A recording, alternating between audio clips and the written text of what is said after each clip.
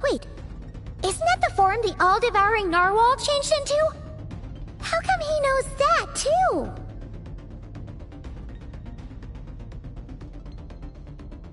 Really?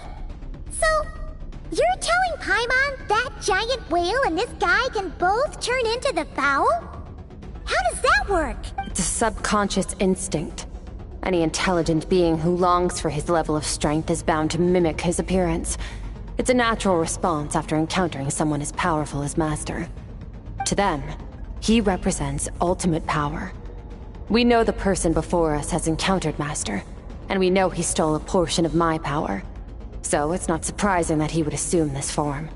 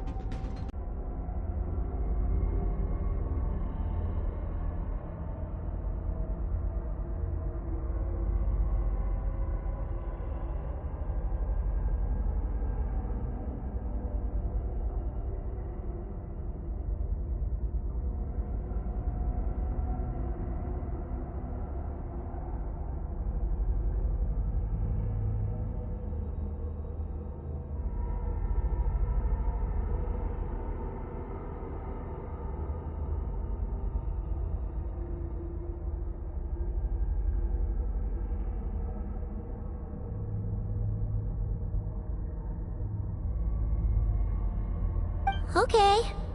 Oh, the closer Paimon looks, the more intimidating it gets. Nervalette isn't here this time, so it's up to us.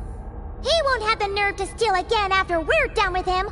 Let's teach this guy a lesson.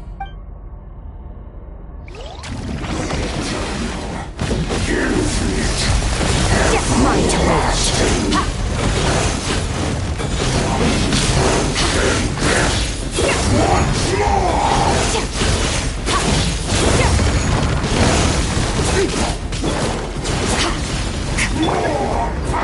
Haven't forgotten your training, I hope.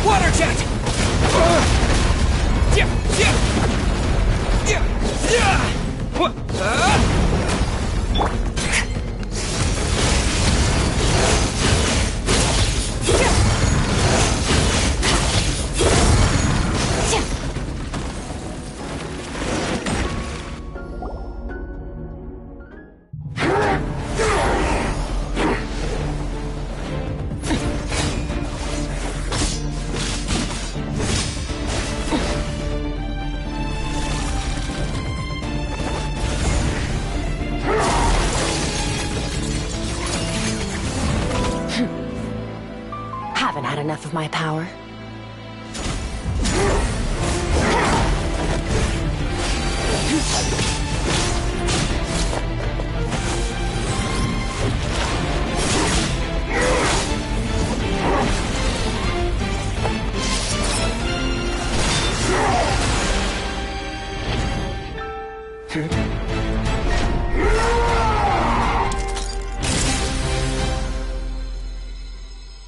Well then, let's see how much more of this power you can handle.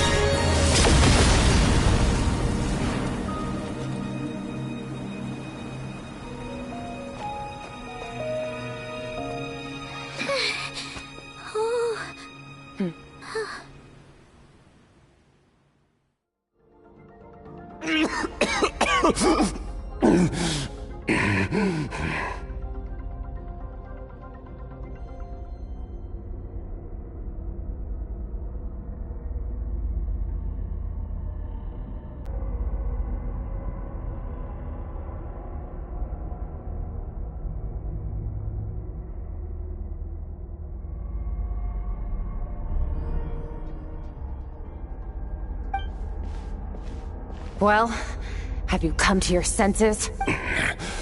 You saw that my body was at its limit. So, you deliberately channeled your power into me, knowing that it would destroy my shell from within. Such power, such keen battle instincts. So you must be... Skirk, Sertologi's disciple. How long has it been? How long has he been away from Tevat? Hundreds of years. Hundreds? Sorry, it's a lot to take in. I should introduce myself. I am Skofnungar, a friend of your master and one of his followers.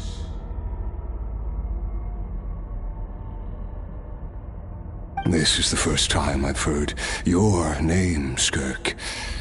But hundreds of years ago, I knew you existed. And I knew you would come here. Hundreds of years ago? Sounds like you and Master have quite the history. Care to tell us about it? Of course. Might as well take advantage of a clear head while I can. The story starts a long, long time ago. I was born into a noble family in Conria. As the eldest son, I was set to inherit our title. But I contracted an incurable illness as a child, and everyone gave up on me. I trained the sword harder than anyone else, defeated all of my peers. But it was all in vain. When other people looked at me, all I saw in their eyes was pity, or a strange glee in my misfortune. Even my parents were just waiting for me to die. Over time, my heart hardened, and I became aimless. That was the point where I met your master, Sertologi. We were similar in age, but different in background. He was born in prison, the son of criminals who had been sentenced to death. He spent his childhood wandering the streets, facing more criticism than the literary works in the Universitas Magistrorum.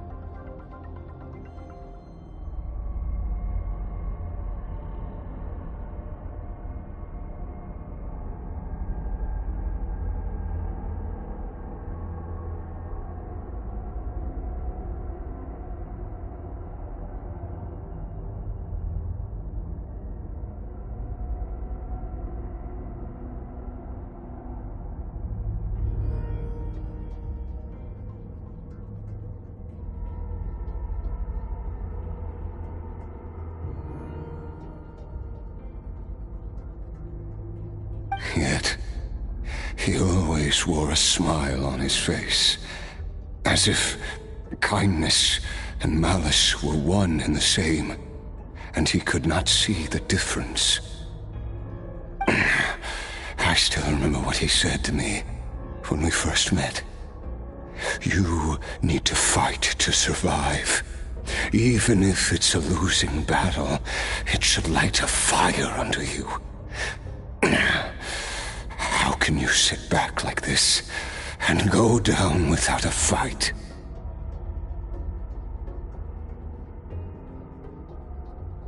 That does sound like something he would say. He was the first to acknowledge that I was worth something, and he inspired me to keep going. When we sparred together, it was the first time I'd actually felt the and managed to cure my illness. It was like there was nothing in this world he couldn't accomplish. When it came to the human form, he was always intent on pushing the boundaries of possibility. But somewhere along the way, I fell behind.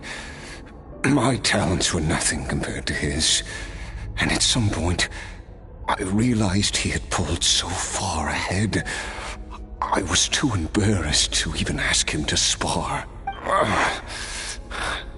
After his grand endeavor was successful, he sought me out and said to me, "This planet no longer holds anything of interest to me, so I'm leaving. But first, I have an offer. I can use a power I have just refined to break the curse of immortality for you. Your death was once what we worked so hard to prevent. But the immortality you now face is a different kind of pain altogether." I'll pass. Immortality doesn't sound so bad to me. Since I can't die, it means I have an infinite amount of time to get stronger. Maybe I'll finally catch up to you one day, and we can spar like we used to. Are you sure? I cannot say when I will return. Your body, or rather, your soul, might not be able to withstand this curse. All I can do is try. After all, a wise man once told me, people need to fight for their own survival. Wise indeed. Nevertheless, if you grow weary of the pain of immortality, and wish to experience a good sparring match before you wither away, seek out my disciple. Disciple? Never thought I'd hear that word coming from you. Nor I. But Vedifenir said I was destined to find a disciple out there in the universe, and bring her to Tibet. You know as well as I, Vedifenir's prophecies are never wrong. Well, now I'm curious about who this disciple of yours will be. All Vedifenir said was that one day, the stars shall bow in her honor. Sounds pretty impressive. Of course. Only the most outstanding people would have the right to become my disciple. Still self-assured as ever, I see. But you're not wrong. I'll be leaving then. Oh, and if you are serious about getting stronger, I left you a little gift in the primordial sea. As I've said before, walk whatever path you want. Freedom means even the wicked get to make their own choices. Waiting for me in the primordial sea was the all-devouring narwhal, already beaten into submission by Sertologi. In its weakened state, I was able to cut off part of its flesh and sew it into my own heart. Your heart? That sounds like torture! How did you even survive that? Because, of course, I bear the curse of immortality. So, you used the curse to turn yourself into a vessel for power. Even with that whale's ability, devouring power like that is not something the human body can withstand. With your body and soul constantly at the breaking point, It was the curse of immortality that sustained you.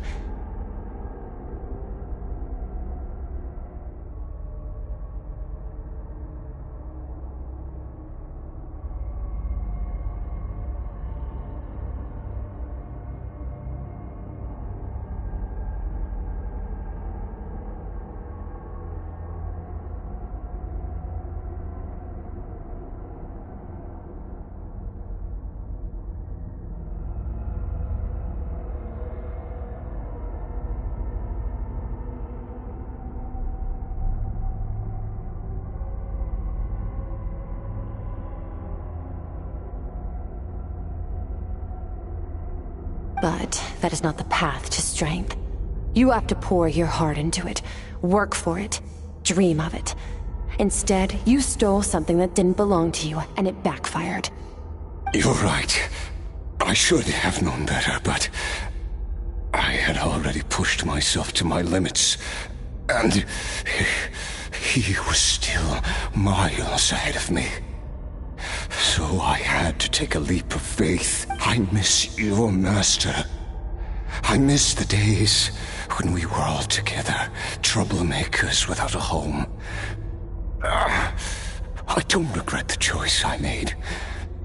But if you'll allow it, I do want to apologize. To both of you. After the beating we just gave you, I think we can call it even. You're an interesting one as well. Sertologi's disciple. That's a lot to live up to. It can't have been an easy experience. I know what he's like. He rules with an iron fist, using despair and fear to force you to catch up to him, all the while standing ever out of reach. We're like mountain climbers in the dark, never knowing how much higher we have to climb, or when we will see the sun again. True. But I made up my mind long ago. No matter how dark it gets, I will not give in to despair. I will overcome it. Besides, after hearing your story, I suspect what Master really wants is not a battle that demands his full strength, but rather a defeat without regrets. Oh? Since you're his friend, you must have some things in common. First time we came here, when you stabbed me through the fog and stole my power, I felt no emotion coming from that spike. But when you had to devote all your strength fighting me just now, I could feel joy and passion emanating from your blade. It was the joy of a researcher discovering the truth of the world, the joy of an artist uncovering a temple of wonders.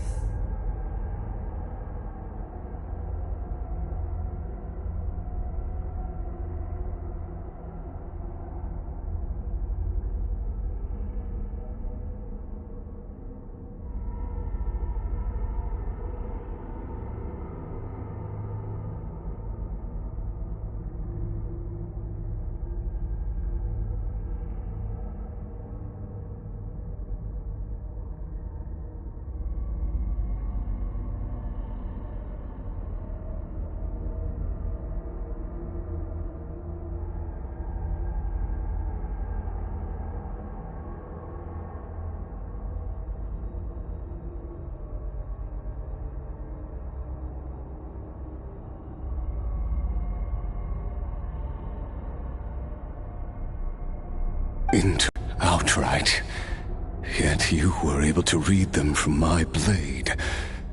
Like a glimpse into my inner world. You're right. That battle brought me an unbridled sense of joy. And my defeat brings me no regret whatsoever. Exactly. I think Master also craves a battle like that.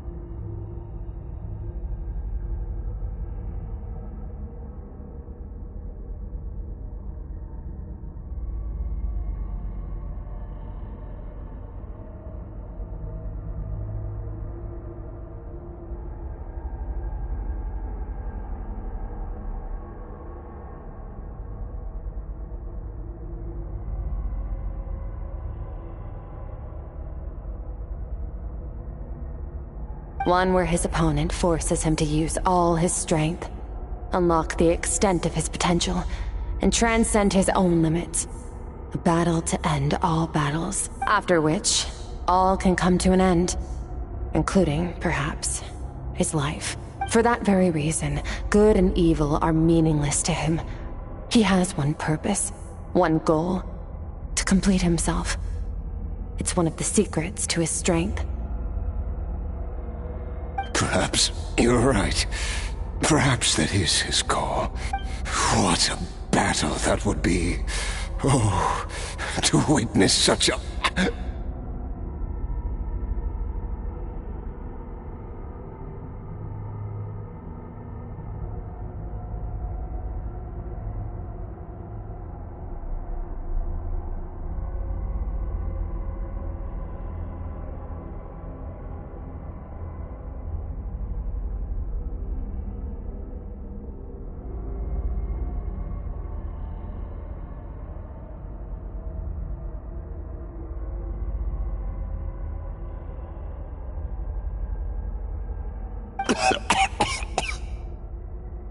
Are you okay? Too many different kinds of power are surging through my body.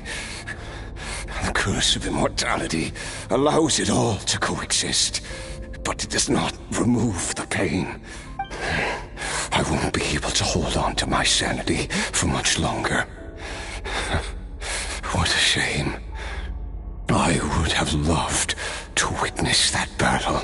Sertologi once offered to free me from this curse. Now, I must ask that of you, Skirk. Can you release me from the pain? I can, but not through death, if that's what you were hoping for. It's not a suitable punishment for your crime.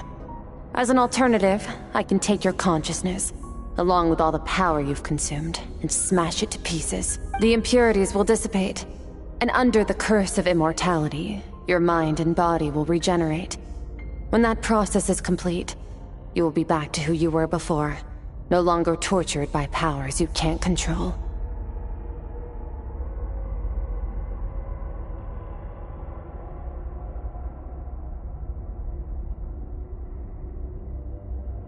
But it will be a time-consuming and painful process.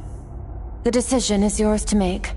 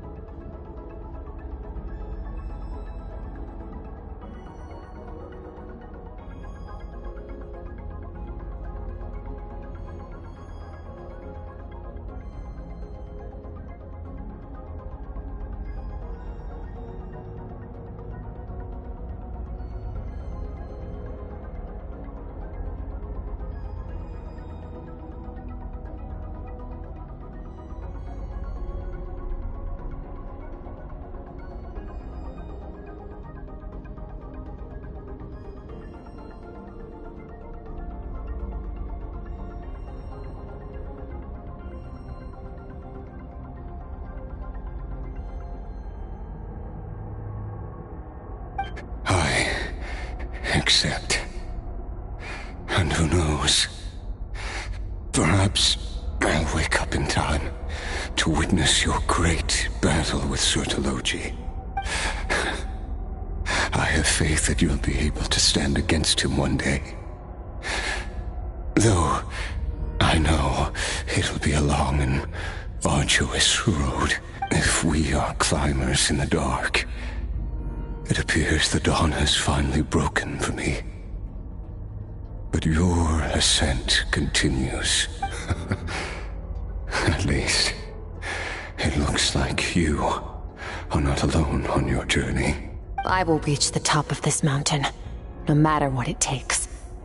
And you, Skofnunger, will be my witness at the end of all things. That's finally over. Let's get out of here. At least we don't have to make a mad dash for the exit like last time.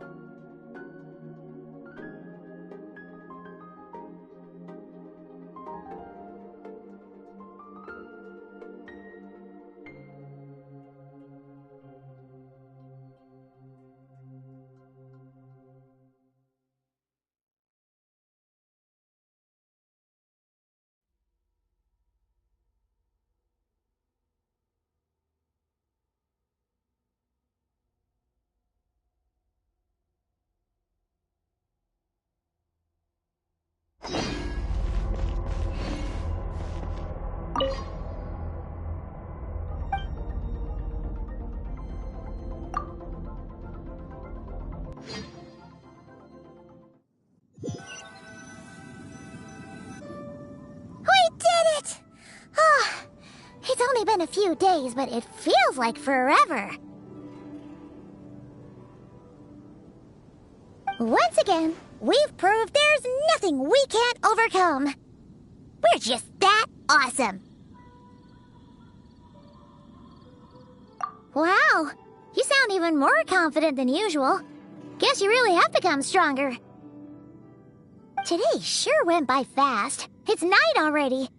Oh wait, that reminds Paimon. The stars you mentioned, the ones that died out, are they back now? Yes. The power Skafnungur stole has been returned. So, the stars have regained their light.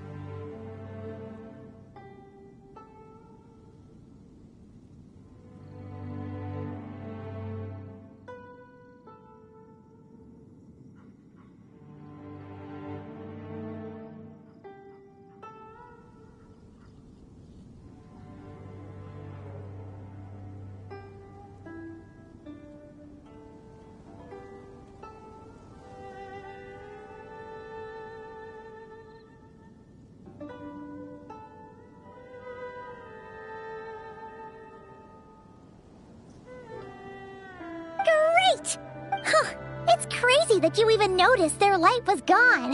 There are so many stars in the sky. If a few disappeared, Paimon definitely wouldn't be able to tell. I suppose it's because I have gazed upon this sky for centuries. The false stars, hanging in the meticulously planned sky, glittering with rotten light. It's not real. And yet, it is for that very reason that I can look upon it and enjoy the momentary peace it brings. Even the most beautiful of bubbles has to burst. We will return to the real universe one day, whether of our own volition or not.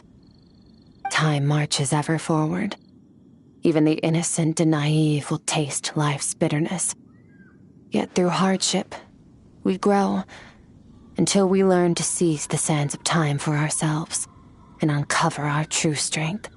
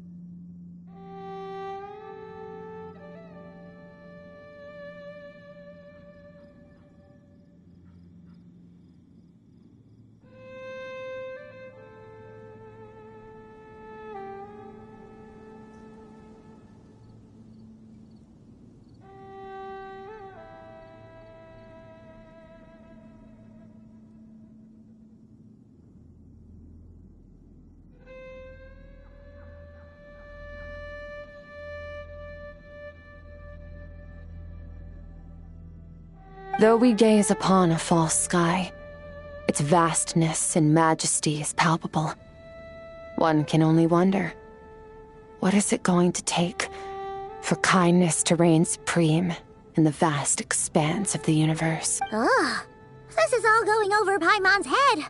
But if she knows one thing, it's that the Traveler always finds a way. Ever since we met, he has filled Paimon's days with happiness.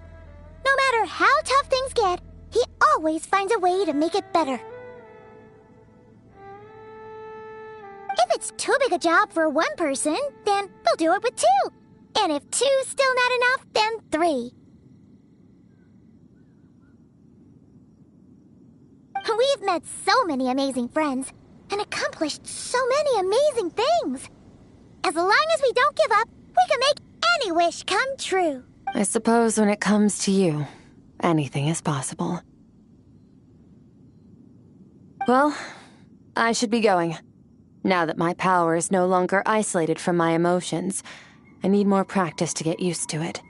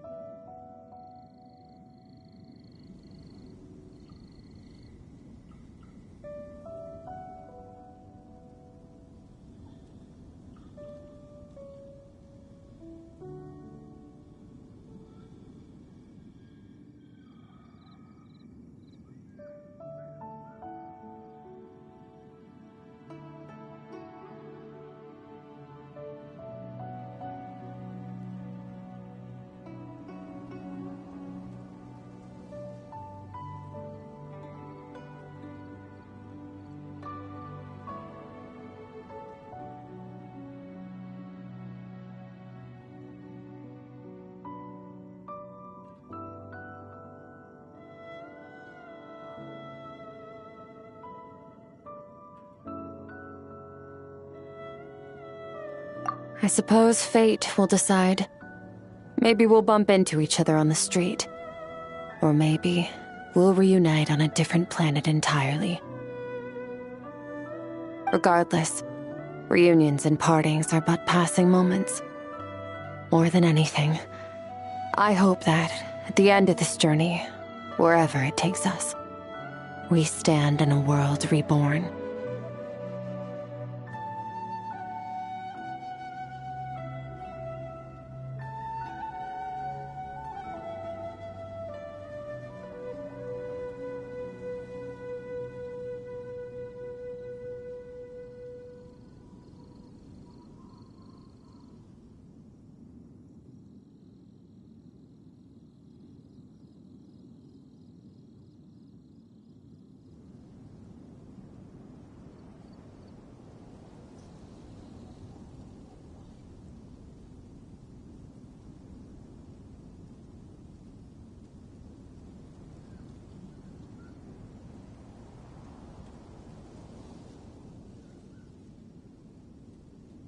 One without war, pain, or forced partings. One where new life can bloom, even where there was once nothing but scorched earth. For this, we must all work to become stronger.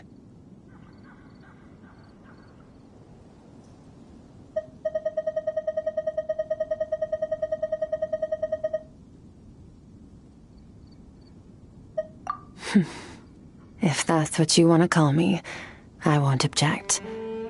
Goodbye. Bye!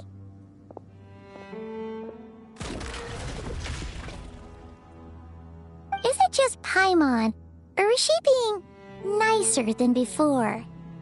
We definitely count as friends after all that, don't you think? Hey, what do you think about camping here tonight? There's nothing quite like sleeping under the stars. Come tomorrow, we can continue our journey. Oh, and since Paimon treated you to that super nice meal at Wanmin Restaurant, it's about time you returned the favor.